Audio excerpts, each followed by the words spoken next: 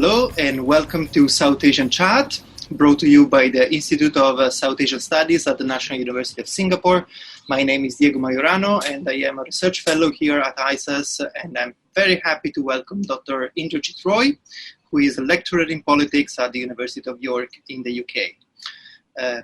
Dr. Roy is the author of, among many other things, a book called Politics of the Poor, Negotiating Democracy in Contemporary India, out by Cambridge University Press last year, if I'm not wrong. Indrajit has also held one of the UK's most prestigious fellowship, the ESRC Future Research Leader Fellowship, which he spent at Oxford on a project on circular migrants in India, which is exactly the topic that we will be discussing today. Welcome, Indrajit, and thanks for joining us. Thank you, Diego. Thanks very much. It's a pleasure to join you, and I wish the circumstances were happier, but I'm glad to be able to make contact with the outside world. Thanks, Indrajit. So today's topics, as I mentioned, is what we could call the collateral damage of the lockdown that the Indian governments, like many other governments around the world, has imposed on the 25th of March. And has recently been extended until the 3rd of May. The collateral damage that I am referring to is the situation in which millions of internal migrants found themselves when Prime Minister Narendra Modi gave them exactly 4 hours to prepare for what was then a 3 weeks lockdown, which has now been extended to 5.5 weeks. So migrants were stuck in a limbo. Many suddenly lost their jobs, many faced addictions, or simply wanted to go back to their families in their own villages. But the sudden lockdown made it virtually impossible to leave the cities where they worked and return to their villages, and maybe just started walking back, often hundreds or thousands of kilometers, only to find at a certain point that interstate borders had been closed. But let's take a step back, and I would like to ask Indrajit, what is the scale of the phenomenon we're talking about? How many circular migrants are there in India, and do we have an estimate of how many of them are on the move or stuck somewhere that is neither the place where they work nor their home village? Yeah. Well, Diego, that's a great question to ask. And it's a great question, sadly, because we really don't have confirmed figures. So the numbers of circular labor migrants in India really depends on whom you ask. I've seen figures ranging from 30 million by some official estimates to 70 million by activists Indrani Majumdar and her colleagues in a paper in the EPW back in 2013, I think. 200 million by Priya Deshinkar and her collaborators at Sussex, who counted from below rather than counting from the top. I've also seen a figure of 139 million in the economic survey, which is produced by the government of India. And 139 million, of course, is staggering. It's the combined population of Britain and France, if you look at it that way. So in short, we just don't know. We just don't have a single figure. Now, obviously, if we, to answer to your second question, how many of them are on the move under the, because of the present circumstances? I would say even if half the numbers of the most conservative figures, that's 30 million, even if half that number, that's 15 million, that takes us to 15 million people on the move. And I reckon that's the figure we are really working with. I haven't seen this officially anywhere because the numbers are so difficult to count. But if even half of the most conservative figures are, moving around, trying desperately to get back to their homes, then we are seeing an exodus which outstrips the migrations we saw during the partition in 1947. So that's a staggering number. Now, to elaborate on the second question you asked in terms of what's going on with the migrant populations at the moment, where they are located, how many are, stuck in a limbo, as it were. So there's an estimate I've seen by Ravi Srivastav, who's a very well-known labor economist, that about 6 to 8 million people are stranded. So they are, in a way, stuck somewhere. and they require sort of some sort of assistance. The government of India's Ministry of Home Affairs recently submitted a status report to the Supreme Court, where they said that about 8 million people were being provided food or shelter. So we have, even if you sort of wanted to pull down the 15 million figure, we have the official estimate, an official estimate of 8 million people being provided food and shelter by the government of India. So these are staggering numbers. But as I said, these are 8 million official figures. The actual numbers, as I said, not everyone gets access to the government or NGOs. There are people who would have fallen through the cracks. So the real numbers, if properly counted, are likely to take us to much higher. Yes, I recently spoke with a friend who is who owns an NGO or runs an NGO in the state of Andhra Pradesh, and he told me. I asked him, "Are you managing to stay at home most of the time, or are you being safe?" And he said, "Well, it's difficult because there are migrants everywhere." That's a word he used, and he lives in a relatively small town in Coastal Andhra, which is certainly not a mega city like Mumbai or Delhi, where I assume the majority of them would be working. Yeah. I mean, we can talk about the human costs of all of this at some point, later on. But your friend is absolutely right. This has been a massive dislocation that we're seeing. So one of the things that puzzled me is why the need to take such a sudden decision. Why it's apparently, for what I read, not even the state governments were given a proper notice, and these were the ones that had to implement the measures and had to provide shelter for them. So did they just not think through this? Did they forget about them, about the migrants, and why the hurry? I mean, why not giving even only a couple of days to prepare? Did the government simply forgot about its very big slice of India's citizens? Yeah, again, a very important question, not least because in some ways the virus, the way in which it has been dealt with, actually exposes the kind of the social basis, if you will, of the current Indian government and the political exclusion on which the Indian state more broadly is based. So to answer your question, of course, there is an element of forgetfulness, if you will, but there are deeper structural issues which we need to understand. Now, the first important thing to bear in mind is that there was an element of panic. There is an element of panic, and to be fair to Modi, state governments had already started imposing either curfews or soft lockdowns, if you will, prior to the grand announcement on the 24th of March.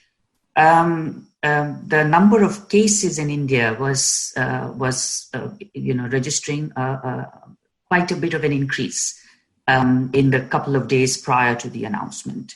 So there was a sense of panic that had crept in. Now, of course, none of this would have happened if the government had taken the COVID-19 threat seriously to start with. But as we know, through most of February, they were preparing to welcome Donald Trump, or managing the violence that had broken out in Delhi. That's another can of worms altogether. But through most of February and the first half of March, the government simply didn't take the issue seriously. And I think partly to compensate for their own incompetence, the central government, enforced the sort of total lockdown that we saw on 24th March. In a way, of course, to also, convey to his constituency that, he's an effective leader, a strong leader. And this brings me to the second point. There is the element that RPM is a man who enjoys spectacle. There is the grand performative element, which is very important. And as you know, this is a government which enjoys the solid support of the middle class in India, the urban middle class in particular. The middle class trust the government, and the government in turn knows that its decision will find widespread sort of support. So as you might have followed, in preparation for the lockdown, the PM had asked people to show their appreciation for health workers, etc., by banging pots and pans on their balcony, which they did. I mean, whether we think it was a good decision or a sensible decision or not, we have to accept that people did. People followed him. So there was this element of trust. So I think he was preparing for this sort of thing. I don't think it was an on the spur of the moment kind of decision. It was in the making for a couple of days, not weeks and months like we've seen elsewhere in the world, but it was in the making for a couple of days. But it was very much in keeping with his grand style of making declarative pronouncements. In some ways, like the demonetization announcement that he made back in 2016, and a lot of parallels have been drawn. Now, of course, in this case, there was no need for such haste and such secrecy. And you're quite right. They could have prepared citizens for the upcoming move. And I think here is where the social basis of the government becomes really important to understand. Protecting the middle class for this government is very much its first priority. And as you can see from the swiftness with which they evacuated Indian citizens from abroad, they were very quick, very prompt about it.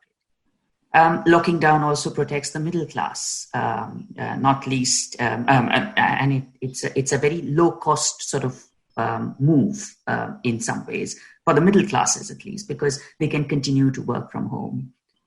They can even learn new skills, and you can see lots of cute videos of people learning to do new things that are circulating. So in a way, of course, it was to protect the middle class that this measure was put in. But as you're saying, there was no need for it to be so hasty. Now, as far as the migrants are concerned, I think the government didn't forget about the migrants at all. In my view, they didn't even know that the migrants existed. And I think here, again, this is a government, remember, that derives a great deal of its strengths from its grassroots presence. They have very well-informed networks at the grassroots about, what their voters want, at least in the big cities. But the tragedy is that the migrant workers don't vote in the cities.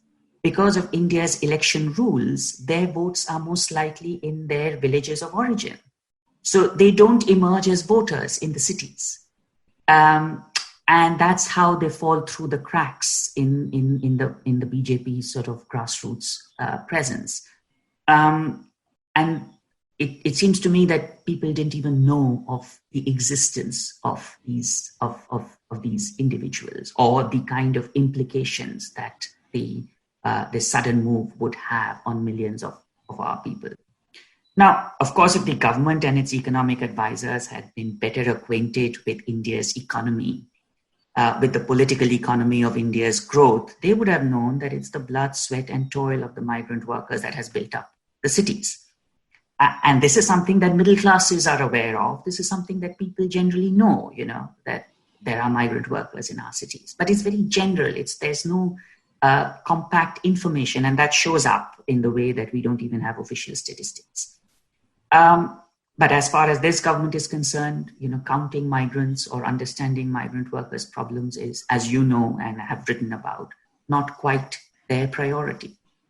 So in some ways, there's a very real social distance between the Indian state as it exists now and its migrant populations. So I think there are these three interlocked factors which results in the kind of absolute incompetence in the way in which the government has prepared for the virus as well as dealt with its fallout.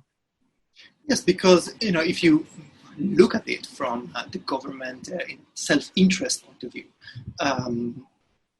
this was really something that they could have avoided easily. It has been an embarrassment, an international embarrassment. And so, yes, they probably just didn't know about the scale of the phenomenon. Yeah. Yes. I think it's a combination of arrogance and ignorance. Arrogance, which sort of comes with the idea that you want to fashion the state in a certain image. and you want to be able to you want to be seen as somebody who can take quick and tough decisions, and you want to be seen as leading an effective state, which is all, very fine at one level.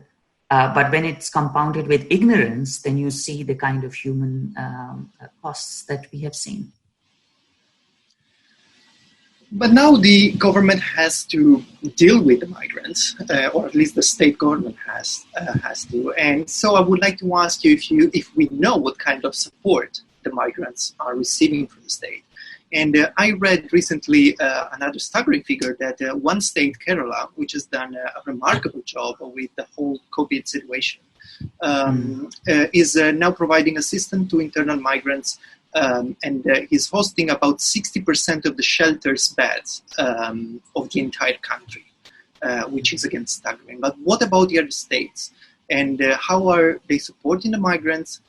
And for what I know about India's welfare policy architecture, it's certainly not an easy situation for anyone, especially the poor, but at least those who are in their usual place of residence, they will be able to access their normal welfare regime. And also, some southern states, I know that they stepped up the welfare provision, for example, by providing some cash transfers. So we know in Telangana, or Andhra, or Tamil Nadu, or they made payment of pensions before the date they were supposed to be paid. They increased the food supply. But what about migrants? What options do they have? Yeah. I mean, in some ways, if I could just sort of elaborate on the Kerala point, I think it's quite important for us to consider how Kerala has been ahead of the curve in so many ways. They've not only provided food and shelter for the migrant workers, far in excess of what other states have done, but responded to the threat pretty early on. So in some ways, I think what Kerala has shown is a very integrated way where you can look after, your own citizens, so to speak, as well as migrant workers. There's, of course, a backstory which I'm sure your audience will be familiar about how Kerala built up a pretty robust public healthcare system over the last 20 years, and how they've managed to build up a very strong network of grassroots organizations, both of which work very well under the present circumstances. Also remember that Kerala had built up its competence in terms of how it was battling the Nipah virus a couple of years ago. So in some ways, Kerala was in a good position, so to speak. In addition to these universal programs, also remember the narrative in Kerala around migrant workers has always been that these are guest workers. They have a Malayalam word, which I can't pronounce at the moment, to refer to migrant workers as guest workers. So there's a very different narrative which accompanies Kerala's government and Kerala's people when it comes to, dealing with or managing migrants, which is very different from what you see in Maharashtra or Delhi or even Punjab, which is otherwise very welcoming to migrant workers. So I think that's a backstory which, we need to appreciate and understand. Of course, there is the fact of a left-wing government in Kerala, but this has sort of continued, whether it's Congress or communist, it's been something that we've seen in Kerala over the last 20 years. You're right about welfare being essentially a state subject in India. So different states have responded differently. Tamil Nadu, as you said, as well as Andhra Pradesh have, ramped up some of their, payments, pension payments. But again, the extent to which migrant workers may have benefited from this is always debatable. Because unlike Kerala, these states don't have very specific provisions for migrant workers, not that I'm aware of, at least. Punjab, I have been told, did make preparations in advance of the lockdown because they were going into lockdown mode. And I've heard reports about how in Punjab, through various politicians and local level sort of people, brokers, fixers, they were conveying to migrants that this situation may happen. So, be prepared for it. I have also seen reports of how Chhattisgarh was preparing for the virus in terms of recognizing that people would be returning to the state. But again, I have not seen what became of those efforts later. The union government, of course, in its again very spectacular announcement-making style, did declare that they would, allocate several million dollars, or the equivalent of several $1 million for, as an economic stimulus, as well as to protect the poor and the migrant workers. But as many commentators have said, these are really existing programs that have been rehashed and rebranded in order to meet the current crisis, rather than anything new and additional. So in some ways, Kerala is much, much ahead of the curve of other states in terms of the food and shelter that it is providing. It's, as you, I think, mentioned, 65% of all the food and shelter camps that have been organized, as well as the actual provisions that have been made by the state of Kerala. But other states are catching up. And one state to look out for, surprisingly for many reasons, is Uttar Pradesh. And I think Uttar Pradesh will probably, in the long run, tell you and us how the left and the right might converge around welfare in a way that is a common story across the globe. So Uttar Pradesh has made announcements about direct cash transfers. Now, I don't know whether they've actually actioned those announcements, but they have certainly made announcements. And very early on, when there were reports of migrant workers, traversing through Uttar Pradesh to reach various places, the state government did reach out and provide buses to the workers. It's a different story that the workers had to pay their bus fare, which may not be a lot of money, but when you think about how the Indian government, responded with swiftness to sort of airlift its citizens from abroad, and then you make migrant workers pay, it's a bit cringe-inducing. Nonetheless, it seems that Uttar Pradesh is interested and they're doing things, but whether they will actually action things or not, we don't know. But as things stand, Kerala is certainly far ahead of the curve, and I don't think other states would be a distant second or third. Right. And another question that I am really wondering, again, because I haven't seen many figures or analysis, is what the health situation of the migrants. I mean, I can assume that many will be malnourished because they have been eating poorly or not even eaten much, and many will be, precarious health conditions because of the long marches and the stress, not to mention, etc. But in terms of the COVID-19 situation, I read that the government claimed in the Supreme Court that 1/3 of them could already be infected, but they didn't provide any real evidence to back that up. And it seems to me kind of a random figure somehow, just to justify their decision to shut interstate borders, because the reasoning was 1/3 of them might have been infected, so if we let them go to their villages, they will spread it in rural areas, which has very poor health infrastructures, and so it's going to be a big problem. So while I fully agree with the reasoning of the governments to avoid bringing the virus to the countryside is very important. The figure of 1/3 could be infected. Are they systematically being tested or not? Or do you have any idea of how they got to this figure?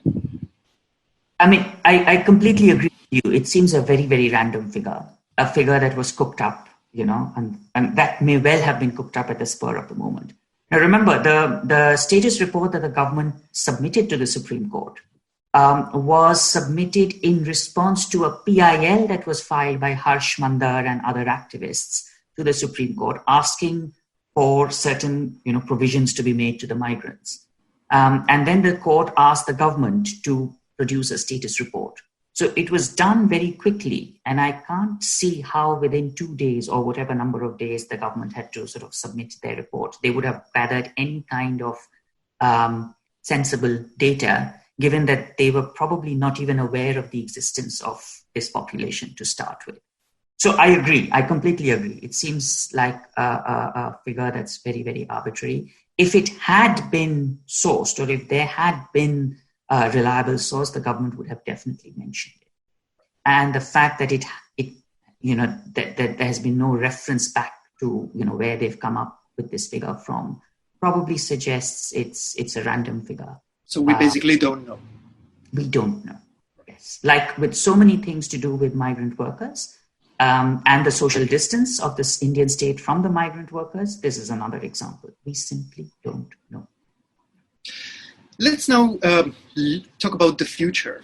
And I promise I won't keep you accountable for your predictions. But can we at least speculate what will be the medium-term implication of this massive exodus? And what will be the impact on the economy? And will the migrants simply go back and get their jobs back? Or what will be the impact on agricultural production? I mean, this is like a heart attack of the India's growth story. Because of the importance of migrants and daily wage workers in the build-up of India's growth story, but also in terms of food security, potentially, if we are stopping agricultural production, not stopping, but slowing down agricultural production, especially if the lockdown will last through the monsoon period. So what are your predictions for it? What will happen to the agriculture and non-agricultural sectors? Yeah, I think, there's already reports about agricultural outputs slowing down, and the fact that people are just going back, suggests that there's a crisis in the making. It's unlikely, to be honest, that people will simply come back, to the kind of jobs that they were doing, partly because those jobs may not exist anymore. There's just so much of uncertainty around, what's going to happen. There's always an element of uncertainty about migrant workers getting the kind of jobs that they do. And so I think that uncertainty is only going to increase and become worse. Now, I have, to be honest, heard conflicting reports around agriculture. And there are some suggestions that agriculture, of course, we've seen reports about agricultural output slowing down, but there's also some suggestion, anecdotal, of course, that it may not affect agriculture as badly as we think or we worry, simply because in a lot of cases, agricultural workers are provided for by their employers. They can get to sort of sleep on the field or, cover themselves in a way that may not be possible in cities by workers. Now, of course, there's no reason to believe that agricultural laborers don't want to go back home to be with their family during these times. But one also has heard that the connections that workers make with farmers are often direct. So even if they're not able to stay on in this season, they may be able to come back in future seasons. People are in direct contact with farmers, which is not the situation in the urban sectors, whether it's construction or brick kiln or any of the other sort of sectors, where the connections are mediated through contractors. And what's going to become of the contractors in this kind of enormous uncertainty is anybody's guess. The contractors aren't the most privileged actors in India's economy. They're quite precarious themselves. So where they will be in the next few months, where their contacts will be in the next few months is anybody's guess. Now, of course, you're right that the India growth story was not built on the back of the rural sector, but on the back of construction and other urban sort of sectors, which is likely to suffer a hit as we're seeing, and as has been widely predicted. So, in response to your question about the medium term, I think it will slow down India's economic growth rate. Of course, the India rising story will, it has already been tempered over the last few months, and you have followed the kind of news about how GDP growth rates are slowing down and have been slowing down. That's likely to continue. On the agricultural front, there are reasons to be less skeptical than on the urban front, simply because of the ways in which workers connect with farmers. I'm not suggesting that the labor conditions in the agricultural sector are better than in the urban areas, but it's just about the ways in which labor is recruited in agricultural areas are slightly different from in urban areas. And then I guess there will be the huge elephant in the room, that is the loans and the debts that migrant workers are taking, that in many cases are, big loan that is taken, and what will happen, it's anybody's guess. It's probably too early even to speculate. Yeah, it could work either way, and without romanticizing migrant workers' lives too much, it could just mean that those who are who have loaned money to workers may simply not be in a position to enforce those loans. But of course, the fact that migrant workers are returning to the villages, going right back to the money lenders and to the individuals who loaned them money, means that they're going to be in the clutches of those lenders more than ever before. You can expect to see perhaps a reiteration of caste class dominance in the countryside, more now than before, because now, those who have returned have nowhere else to go, and so they're going to be sort of right back, reinserted in the hierarchy that they had tried to escape. So I think the longer term implications are going to be disastrous. Not so much looking at the economic growth side of things, but certainly the social change side of things. It's likely to be disastrous. One way out could be open conflict. We haven't had many reports of open conflict so far. We've had incidents of skirmishes in urban areas. But who knows, when pressure builds up in the rural areas because of the changing aspirations, changing outlooks, colliding with existing hierarchies, that's not going to be a pretty situation. So I think expect a not very nice story over the next few years, if not decades. Okay, let's look at another aspect of the future, a little bit less green probably, but we know that a big part of the circular migrants are from the poorest states in the Hindi belts, and one of the states, Bihar, will go to elections over the next few months.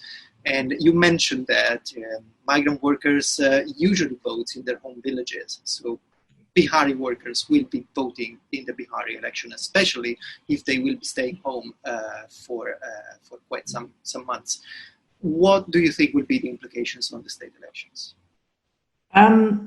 Again, on social media, both the ruling government as well as opposition politicians have made lots of efforts to reach out to migrant workers. They've set up helplines, both the government as well as the opposition. They've sort of reached out to workers and highlighted one another's faults, and they've tried to say how the situation needs to be improved. Surely the opposition in Bihar, which is led by the RJD and Lalu Prasad Yadav's son, Tejasvi Yadav, will exploit the situation quite justifiably, because the government has bungled up terribly and the state government and the central government are in alliance after all. So they will be quite justified in making an issue out of the way in which the migrants' concerns have been mishandled. And they are likely to score, strike a chord with the migrant workers because of the kind of work that they will be doing or will claim to be doing in bringing back migrants, ensuring that they get safe passage back to their villages. I don't know whether this has been actioned, but I know I've been following some of the tweets and some of the social media messages by Tejasvi Yadav, which suggests that he's much more on the ground as far as the migrant situation is concerned than he has been otherwise. So there could be, this is just the sort of support that he needs to paint the government in poor light, which it has which is quite well deserved. The government has been very quiet. The Bihar government has set up some helplines. They have talked about reaching out to migrant workers in other states, but one hasn't really heard very much about concrete actions that the state government has taken. It's possible that Uttar Pradesh's attempt at, organizing buses to travel so that migrants can go back to Bihar is linked up with the forthcoming elections, so that it's seen as a BJP NDA kind of, gesture. But I think it's too little too late anyway. And so it's possible that there will be a surprising groundswell of support in favor of the opposition in Bihar, which may well result in upsetting the apple cart, as we know. But of course, as 4 months is a long time in politics.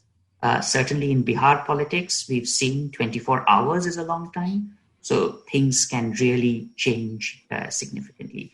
As things stand now, Tejasvi Yadav seems to be, on top of things more than the government is. The political scientist inside of me would point out to the rally around the flag effect. So that in crisis like a war or, after 9/11, incumbents usually gets more support in the short term. But this maybe will not apply to migrants because they have been... The question, one could respond that there is no flag, so to speak, to rally around in terms of, the way Modi has sort of tried to rally people around is not something that Nitish has quite managed to do. So again, because of the federal structure of India, the voters who might be very happy with Modi in power may just say that, well, this is not quite what we expected.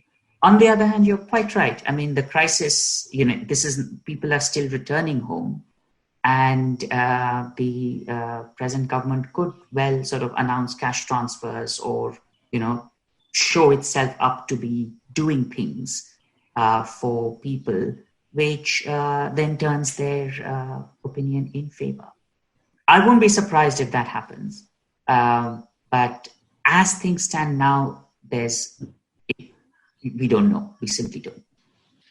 Okay, thank you so much, Indrajit, for taking the time to talk about what is an extremely important and timely issue, and which, as we have seen, will have major repercussions both in the economy and as well as on politics. And I also would like to thank you all of us for listening or watching this episode of South Asian Chat, brought to you by the Institute of South Asian Studies at the National University of Singapore. Thank you for listening and stay safe wherever you are.